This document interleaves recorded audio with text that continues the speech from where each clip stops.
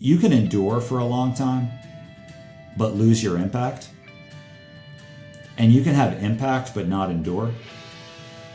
And the key is to have both.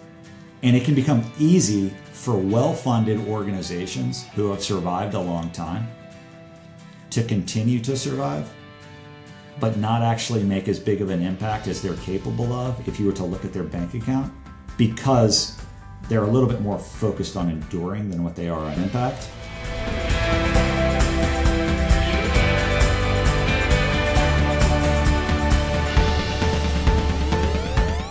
Welcome back to Stories That Move. I'm your host, Matt Duell, Chief Impact Officer and co-founder of Dream On Studios. And co-hosting with me today is our Chief Operations Officer, Alexis Grant.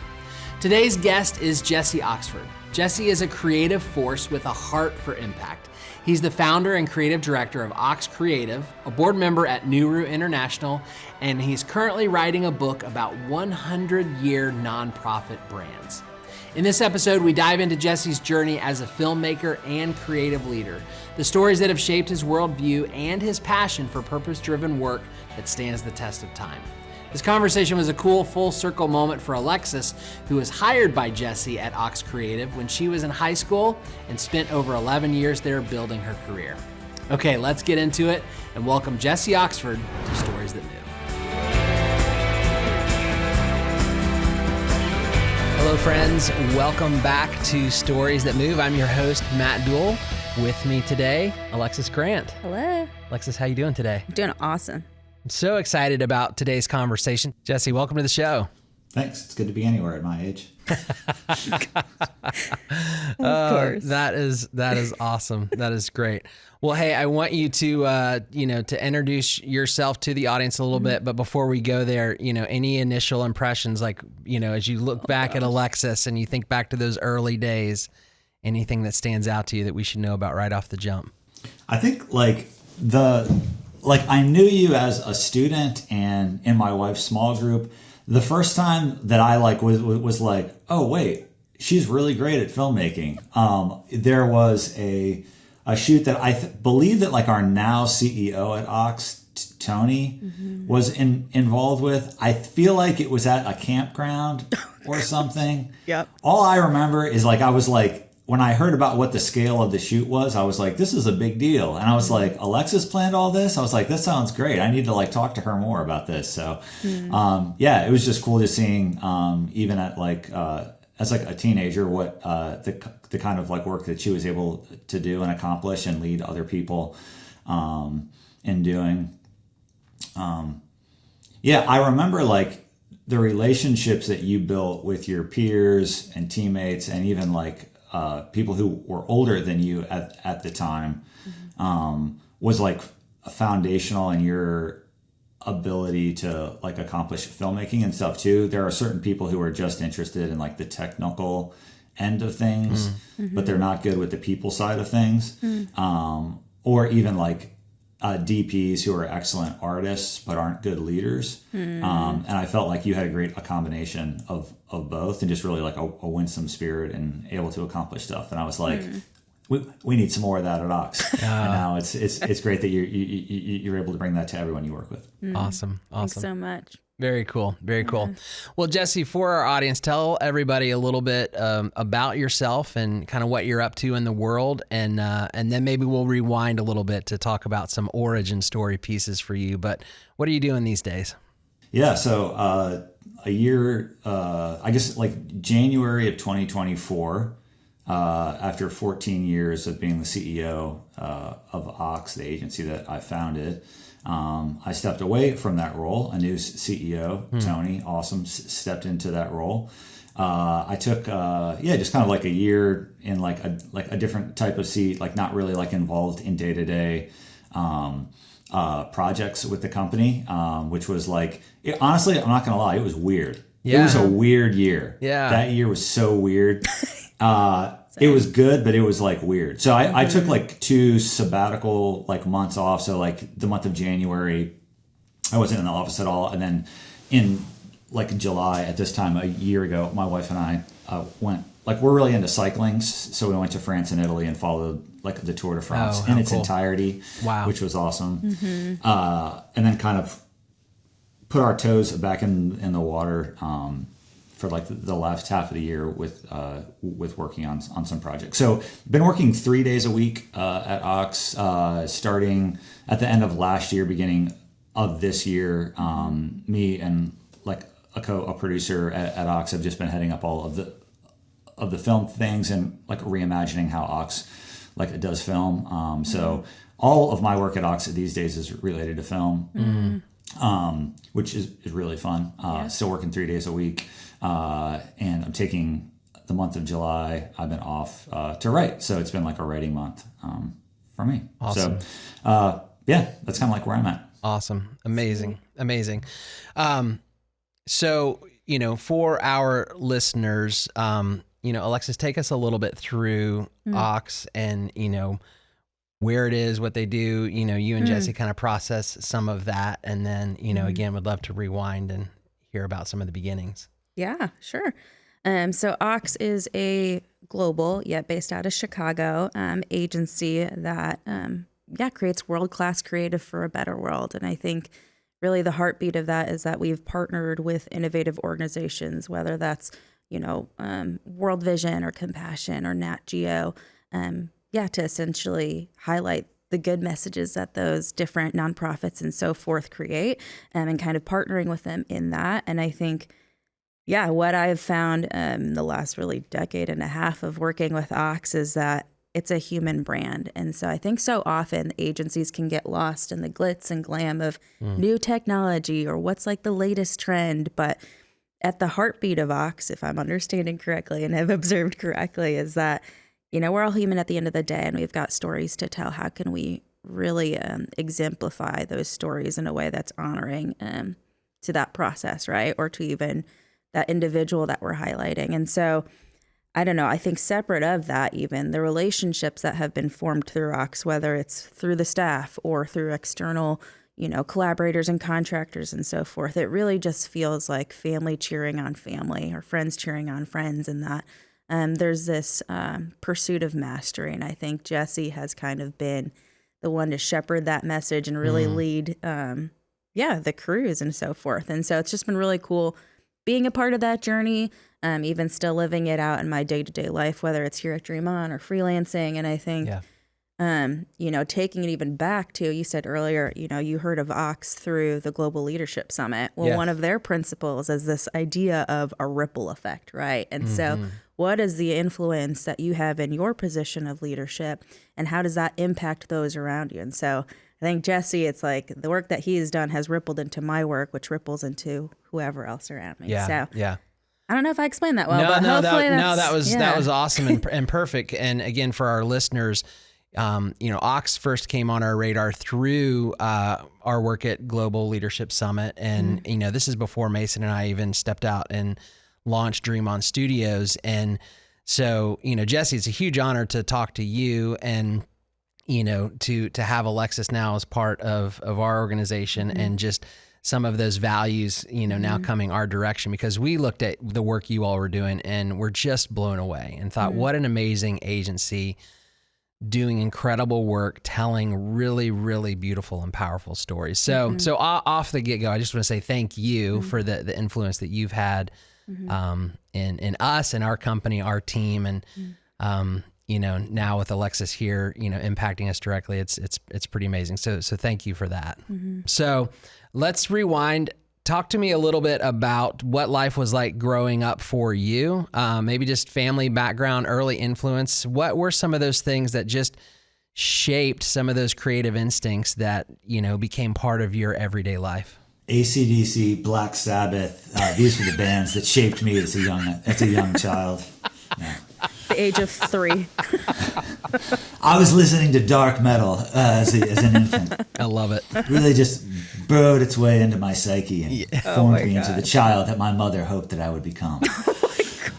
Awesome.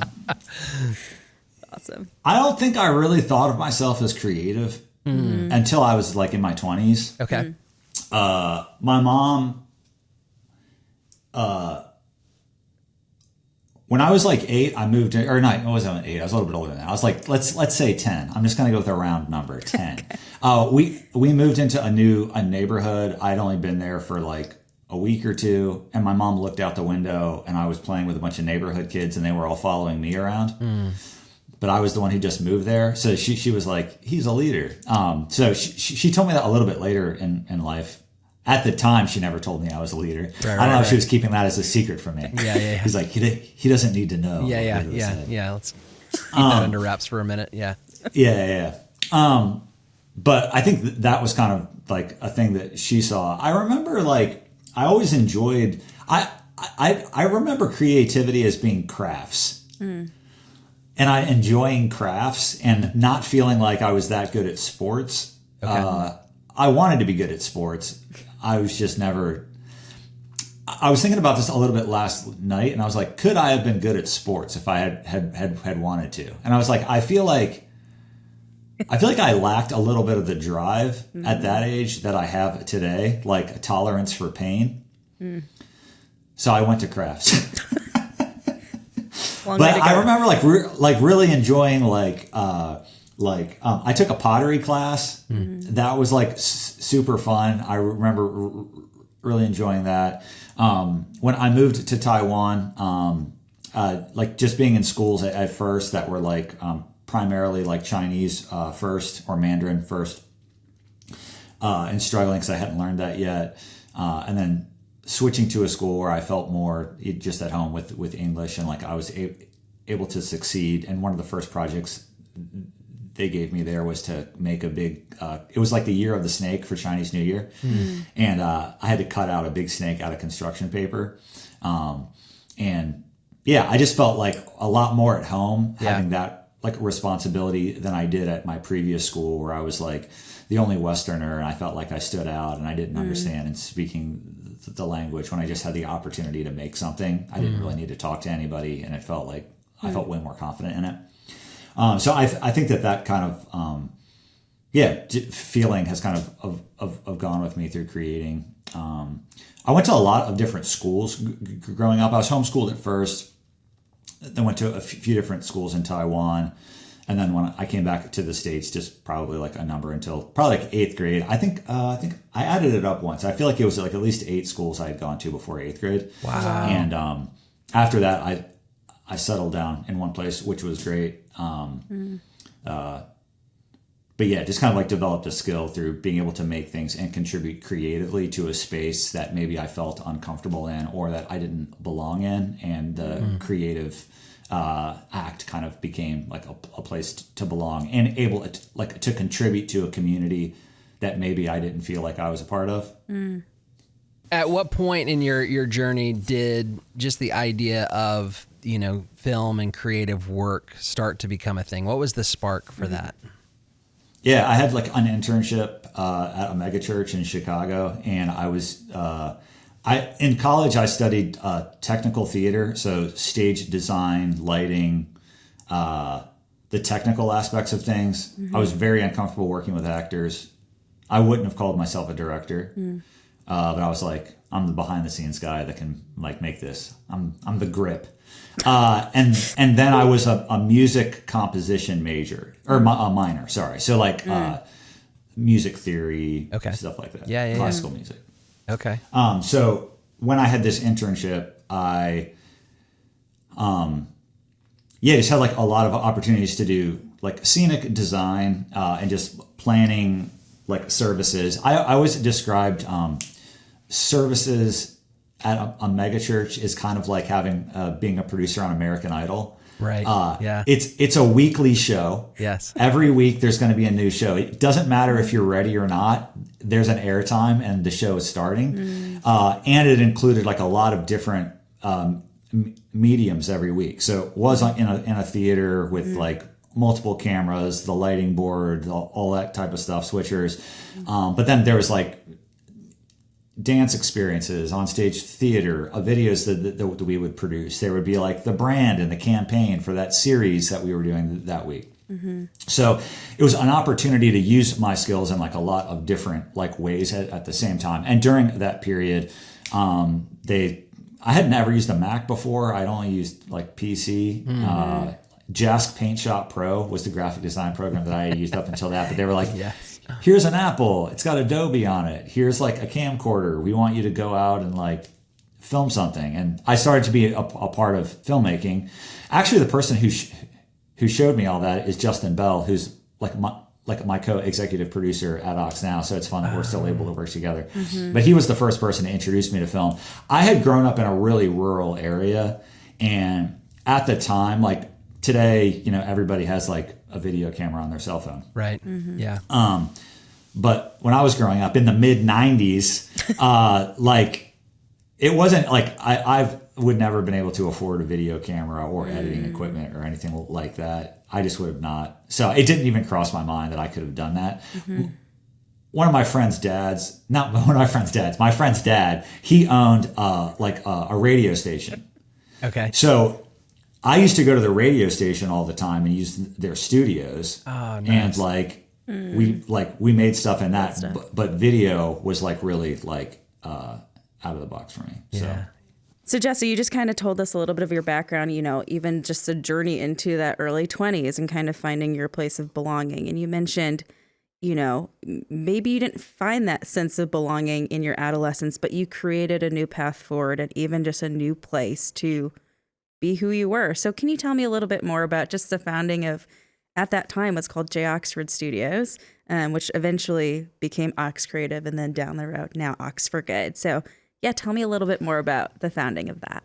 Yeah, I was looking at like paperwork a few weeks ago, and I realized that I actually like incorporated the company 20 years ago. So it was 2005. Wow. So Ox has existed for 15, but like I was using the same like corporate wrapper, I guess, like at the time. So it's kind of like weird.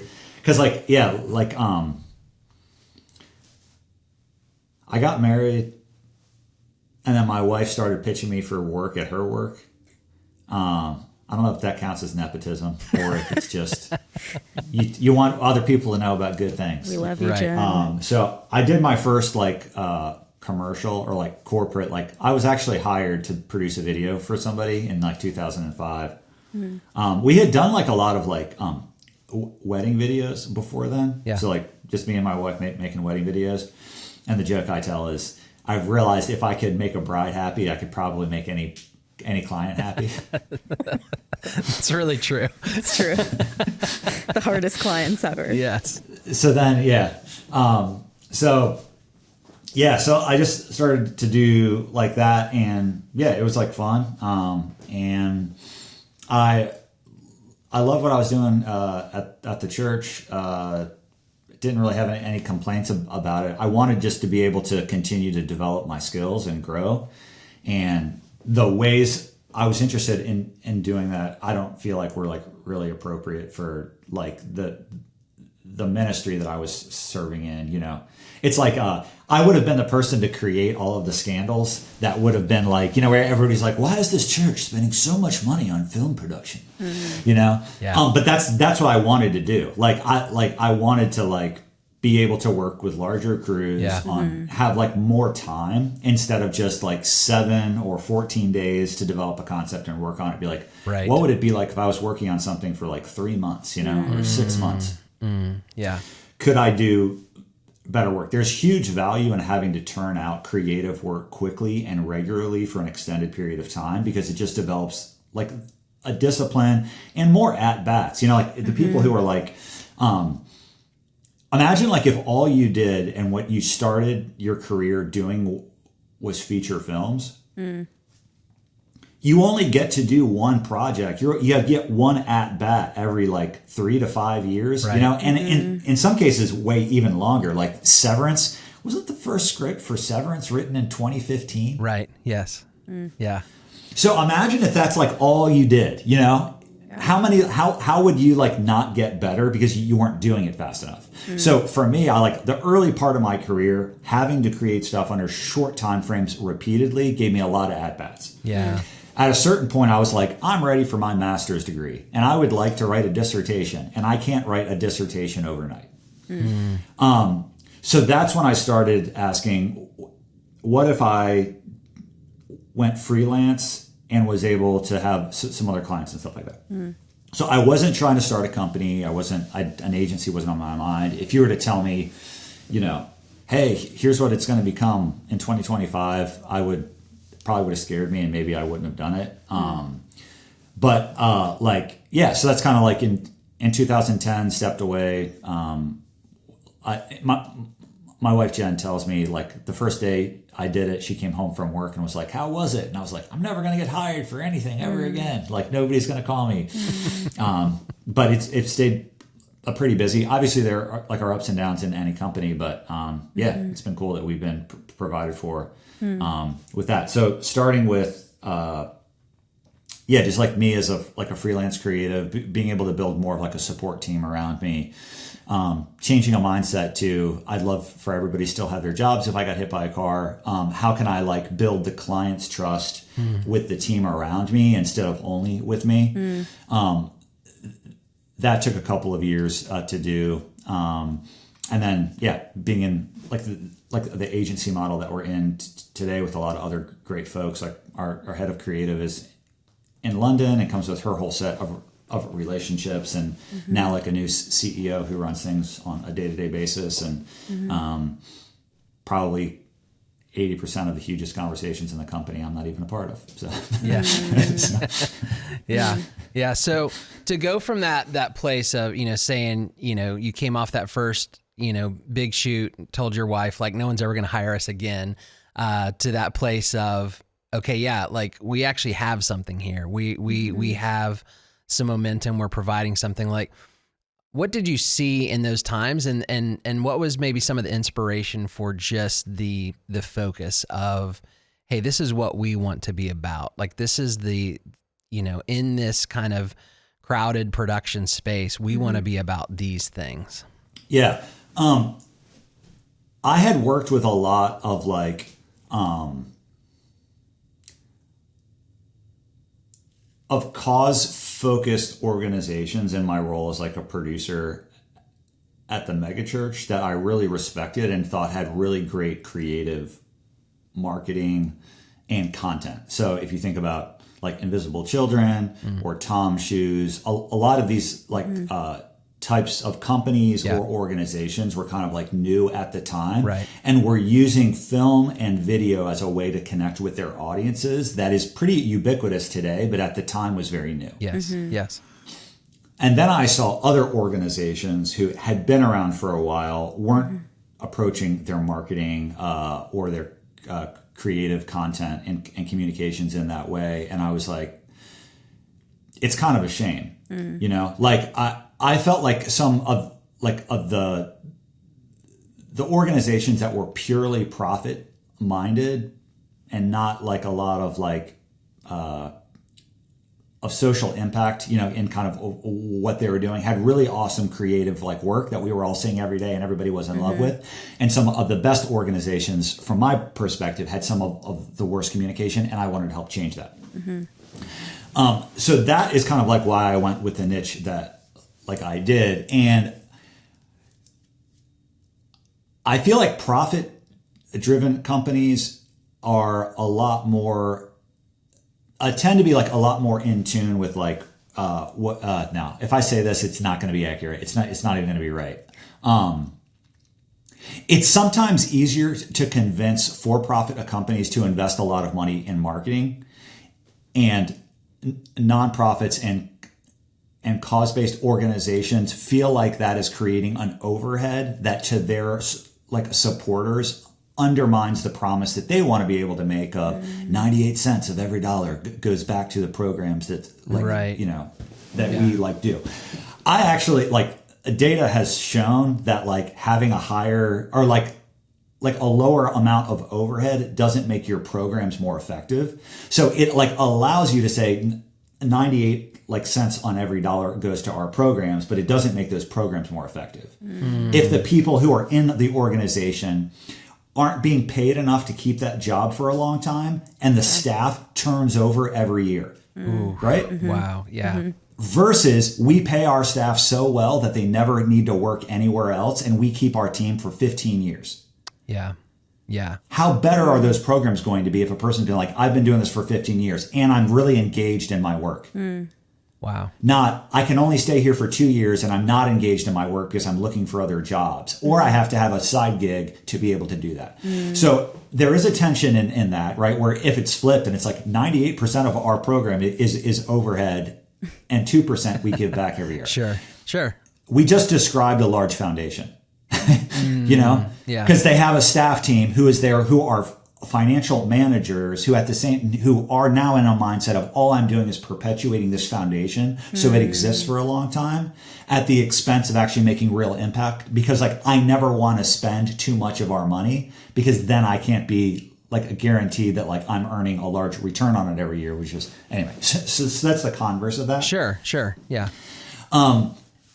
But I feel like over time, I think that Ox has been a part of that. But today, when you engage with a nonprofit, I think they get it. And there's been a shift, and it's a lot easier of a conversation. There was like a period of time where people didn't understand why we needed to be on Instagram. And there were folks on our team who were like, dude, we need to be like, as a product, we need to be delivering Instagram ads. And I'm like, our clients don't understand that. Like, I can't sell that. Like, I want to be able to sell that, but in our niche, you can't. That problem, it doesn't exist anymore. And actually that problem is past, because it would be TikTok or something else after it. Like, what's something that if I tried to sell today, people wouldn't understand why it was needed? SEO and Google optimization is fading. Because most people search on chat, not on Google. So how would they even see your Google ad if they're asking ChatGPT for the answer? Right. And what is the difference between AI optimization and SEO optimization? Yeah. Nobody even knows what AI SEO is, because chat and OpenAI don't tell you how they build the way their LLM works. Yes. So anyway, so that's kind of like a new problem. Like, there are always like seasons of how do I educate people on like a new need. The nonprofit sector tends to lag behind corporate and look to corporate for the inspiration on what they're going to do. And when it's proven in corporate, and when the donors from the corporate world understand why it's important, then the nonprofit world can do it. Yeah. So it's a constant cycle of having to learn and educate, build capabilities, educate your client about it, and deliver it successfully at a price that they can afford. Yeah. And that's been a little bit of Ox's journey over the years. Yeah. No, I love that, because, you know, as you're processing through that, you know, what I see is that you lived through so many things of, you know, really honestly, the beginnings of social media, right? And you saw that really come to the forefront and become an important part of communication. And now, to your point, it's like we're all looking at AI and trying to understand, how do we do that? So I think that's an interesting thing from a creative agency to know that it's more than just coming up with nice, beautiful, creative stories, that there is this whole strategic side of how do we communicate the best ways. How did you stay on top of that? How did you kind of train your team and like you said, just work with your clients and helping to educate them through those processes? I'm just curious, and I'm always like reading and like exploring. So I think that it came like a little bit naturally to me, just because I was interested in it. There are some people who are great at really important things, who stay on top of their industry and what they do, but being able to keep up with social media isn't something that they're even interested in. You know? I honestly, I don't even feel like I'm that interested in social media, and I probably wouldn't say I'm that good at it, and I don't think I've ever been that good at it. But being able to watch the people who are and be like, how can you contribute to the mission of what we're doing at Ox, and kind of like inspire us and push us in what we're doing, has been important over time. And I feel like what I do have is I have an ability to spot what's next before it's happened. So I might not be an expert in it, but I can kind of connect the dots 3 steps into like the future and know here is where this is going. And having lived your life and watched like a cycles happen, you kind of understand how a cycle works, and then you can look for a thing like that is happening in that way that kind of fits that model, even if it's not for you. Like I really respect people in their 50s, 60s, and 70s who are still cool and still understand stuff, even if they're like checked out. Yeah, like you're saying, they wouldn't be like, I'm not on TikTok or anything, but they understand it and they're like engaged with it, and it's not like, what is this thing? People dating on apps, you know? Like they're like, oh no, like they're like, I'm not. They're like, I'm 70. They're like, I'm not personally on Hinge, but I understand how it works and I understand why it's important, you know? So like, I want to be a person like that. Yeah. Not specifically Not just on for dating Hinge. apps, but a lot of things. Let me call your wife. But yeah, we matched. Yeah, like being able to track those cycles, I think, is a really important thing to do. I think that a thing that I've followed for most of my life to a point. So there's a statistic that says people stop listening to new music at age 35. You've just developed, I've listened to so much music that I can just go back to my old favorites, and there's plenty of old favorites that I haven't listened to in 10 years. I don't need to be listening to new stuff anymore. Yeah. So from age, I don't know, like 13 or 14, when like Columbia used to mail those things to you with all of the CDs or cassette tapes with the stickers, and you could be like, pick 10 free and sign up for the next year. All you have to do is buy these and you get 10 free albums. You're like, great. You're like picking those. Or when you went to the store every Friday and there was like new singles out, and you could like look through all of the single cassette tapes or like CDs and whatever. Right. Even though music stores, for the most part, except for the people who are interested in LPs who go out to buy like the vinyl, like all the time, the music stores don't exist really in person anymore. But music is still released every Friday. And that's been happening since I was like 13, 14, or 15, probably earlier than that, and I'm just not even aware of it, because in the 80s I wasn't allowed. Except for when I was listening to metal. Right, exactly. yes. ACDC in the crib. Right. Yeah. Or as Jack Black says, metal. He's like, you have to put the T in there. He's like, do I listen to my children listen to metal? No. Anyway, but music is still released every Friday. Right. It's just on Spotify or whatever else, you're like Tidal. If you listen to that, if you're like, I need my music to be the highest quality, so I pay for Tidal. So those cycles you're able to track, and being even like in music, like style with album covers, like you're able to stay on top of graphic design trends just by staying on top of music, because the album covers of the recent releases always follow graphic design trends. So I think that certain habits like that allowed me to track and be able to kind of see what the cycles are, what's coming next, even if I wasn't like a social media expert, or a person had to come to me and be like, have you ever thought about like Instagram, which is old now. The tension as a creative is, am I trying to sell or like suggest a product to a person I'm working with or a client because I think it's cool and trendy? Yes. Or do I think it's really going to solve their problem? Yep.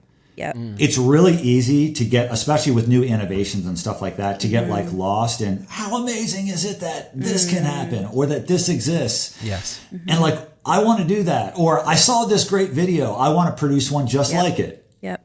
But it doesn't actually like solve the client's problem. And they may give you their money to do that. But at the end of the day, they're not going to give you their money multiple times to do it if it isn't actually solving a problem. Right. That's good. Exactly. So good. I love that. You just talked about even just instilling habits of innovation, right, with your team.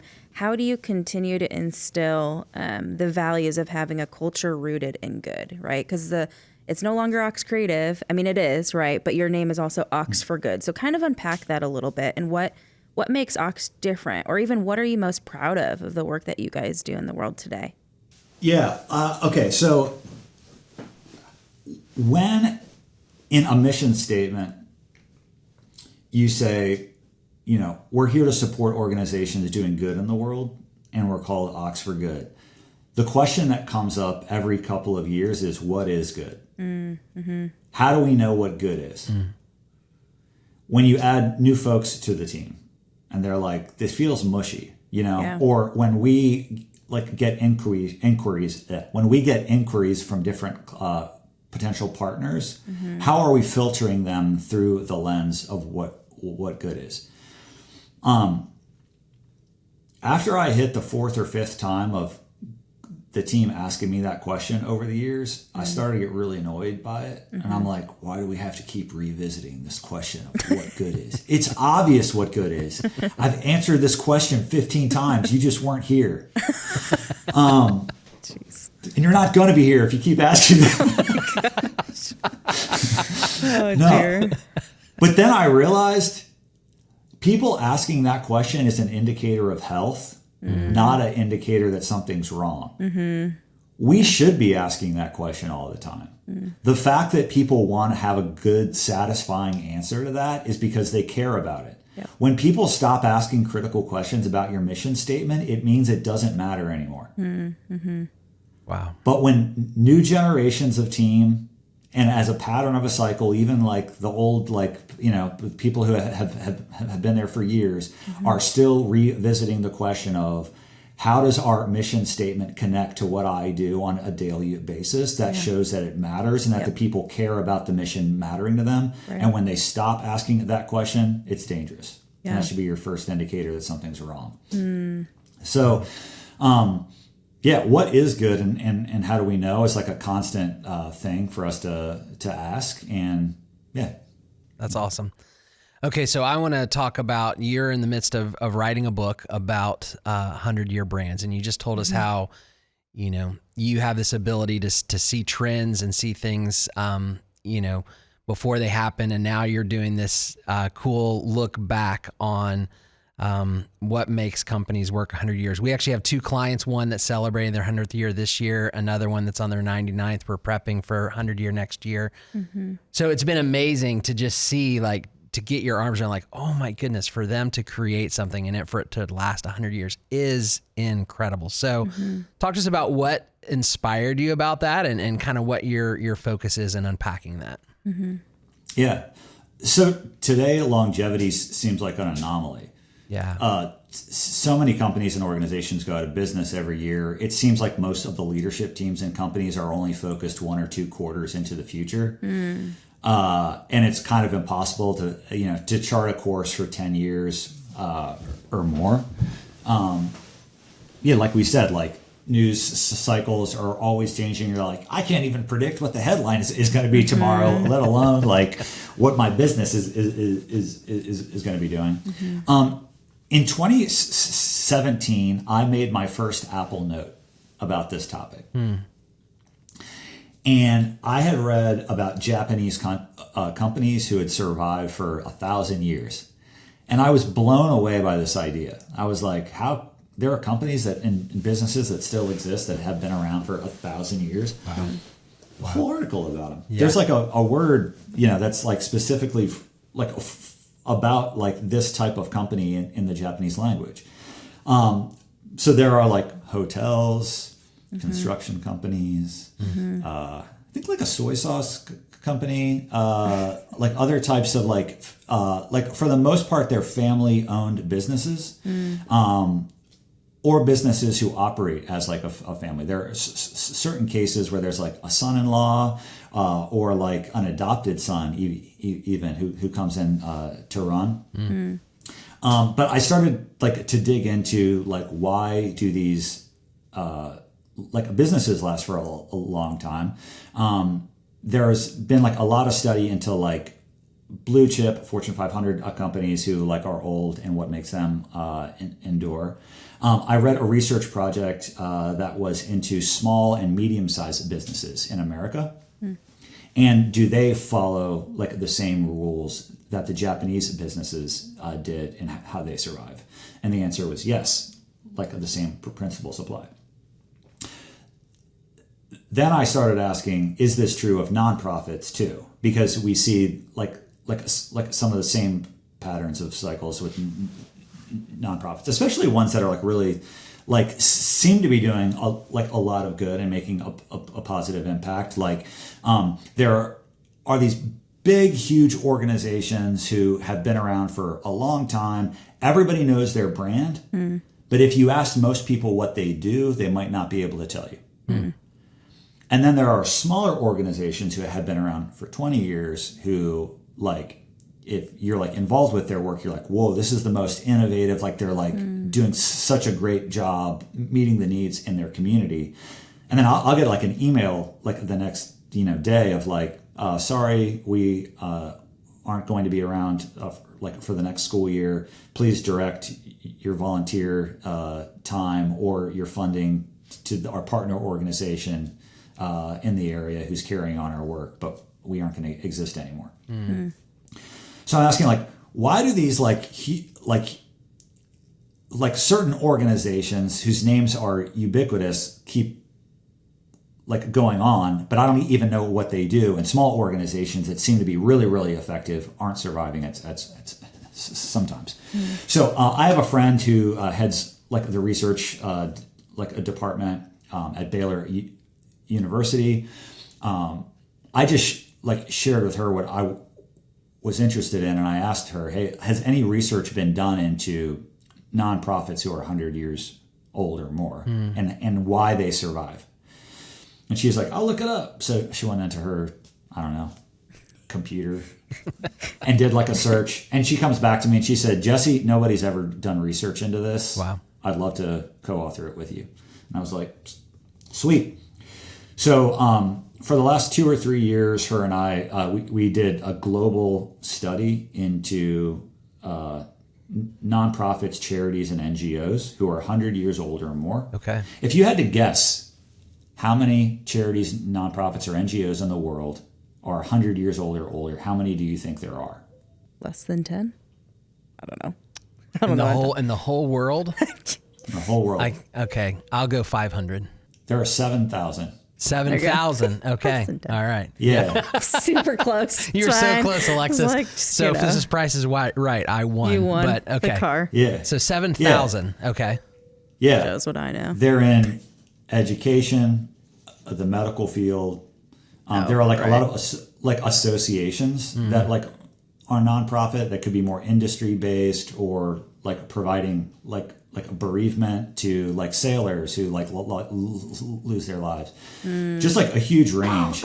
And studying them and trying like to discern, we've like discovered like 6 principles that if you're only going to focus on 6 things to ensure that your organization who is doing good survives 100 years or more, these are the 6 things that you should work on. So we interviewed like CEOs, like former presidents and board members of like a sample pool, and then we did a quantitative search into like a database called Hoover's to study all of the published like articles that they have written, their annual reports over time. Okay. And like are writing a book about amazing like, that topic. So to me, it's been like really, really interesting to follow a trail of just something that I was interested in that has been studied in the for-profit world and see how it's uniquely like a different in the nonprofit space. Because like the key like nuance is this: you can endure for a long time, but lose your impact. And you can have impact but not endure. And the key is to have both for 100 years. Wow. And it can become easy for well-funded organizations who have survived a long time to continue to survive, but not actually make as big of an impact as they're capable of if you were to look at their bank account, because they're a little bit more focused on enduring than what they are on impact. And for younger organizations, I mean, they have some of the same problems and challenges because everything seems so fragile.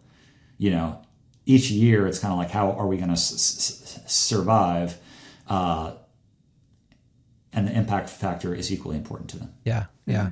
No, that's excellent. Okay. So I don't want to, give away all the goods of your book here, but as you think about, what some of the enduring brands had in common, you talked about 6 things. Is there one of those that you can talk about today? One thing that you say, hey, this stood out as an element of this is a common thread? Yeah. So like the first one is like an enduring founding mission. If you try to like think of what mission could we have today that's still going to be relevant in 100 years? Like if you think back to even companies like Henry Ford, it's like his whole quote, which I think it's debated if he actually said this or not. But if people would have asked me what they needed, I would have said a faster horse. Like certain things like that we think of as horses today, like there's no guarantee that social media will even exist in 100 years. Right. Yeah. So if your mission is built around something that may not last in 100 years, it might not mean that you have to change what you're doing today, but you may need to revise your mission to be something that will still be a clear need for you to exist. In 100 years, without people questioning your identity, like every 30 years or every time there's like a huge like change or innovation, like in the world. So being able to frame that in a way that isn't tied to a methodology is really important. Like we're here to become the best video provider, in the Chicagoland area. Video as we might know it might not even exist in 100 years. Right, sure. So don't write a mission statement. Or 10 like years. That, Yeah. Wow. So like the organizations who do survive, the people in those like organizations still quote their founder. Yeah. They still go back to the mission. Yes, but our founding mission was this, and that's our guiding North Star. And everybody still knows it. Yeah. It's not like forgotten. Like they wrote a mission years ago, but it's not relevant at all because it was about battery acid. I don't know. Right.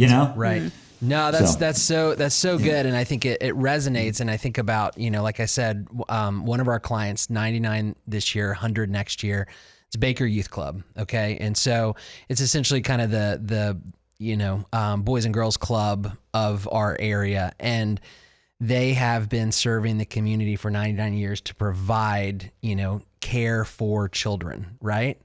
That's never going to go away. That's never something that is going to change. And so I know their methodology has changed through the years, but it's at its core, it's been about let's provide a safe place for kids where they can get some food, they can have a trusted adult, they can have a safe place to play, and while their parents are working, right? And that's an enduring mission. So cool. So cool. Yeah. I love that. So when does the book come out? When can we expect that?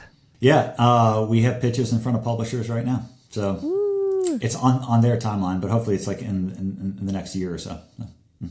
Well, any final thoughts or just messages for creatives, founders, or even just those wanting to build something that lasts? Yeah, I think there's like a pressure from society that, we need to, see results, experience the interchange that we want, achieve our career goals instantaneously. And especially for people who are younger, it can feel like I'm 25 and I haven't made the impact on the world that I need to. I'm doing something wrong. There are so many examples of people who made huge impacts on the world who didn't even start in that field until they were in their 40s or 50s. Take Colonel Sanders from Kentucky Fried Chicken, for example. I don't even think he started that until he was in his late 50s or early 60s. Now he's on the cover of every bucket. Christopher Nolan didn't direct Memento until he was 40. Wow. Give yourself a little time. Relax. There's a lot of stuff that seems to be happening fast in the world, but just because something isn't happening instantaneously, it doesn't mean that anything's wrong. And if it does happen fast, you probably won't be able to sustain a notoriety or the finances that come your way because you haven't developed the skills to be able to do it well. And it might just slip through your fingers in the process. That is so good. So good. Yeah. Well, Jesse, thank you so much. Thank you for just your generosity of time and the thoughts you've shared. For people that want to connect with you, learn more about Ox Creative, or stay, on track with you as your book comes out, where should they connect? If you want to follow me on LinkedIn, you can, or at Ox Creates is our handles on social, and oxcreates.com is the website. But if you follow me, you can hear more about the book. It's titled Here for Good, and it'll be coming out shortly. Awesome. Sweet. Awesome. Well, hey, thank you so much for your time today. We really appreciate it. Yeah, thanks so much. Awesome. And for all of our viewers and listeners, thank you for joining us for another episode of Stories That Move. We'll see you next time. Thank you for joining us for this episode of Stories That Move, brought to you by Dream On Studios. Make sure to subscribe so that you don't miss the next episode. And remember, if you or your organization have a story you're eager to share with the world, Dream On Studios is here to bring that story to life. Don't hesitate to reach out. You can find us on LinkedIn, Instagram, Facebook, or visit our website at dreamonstudios.io. We understand how overwhelming it can be trying to bring your vision and story to life, but that's why we exist, and we've walked alongside hundreds of clients doing that very thing. Yeah. We believe every story has the potential to inspire, to move, and to make a difference. Let's make yours heard. Until next time, keep moving forward and keep telling those stories that matter. Take care, everyone. We'll see you next time on Stories That Move.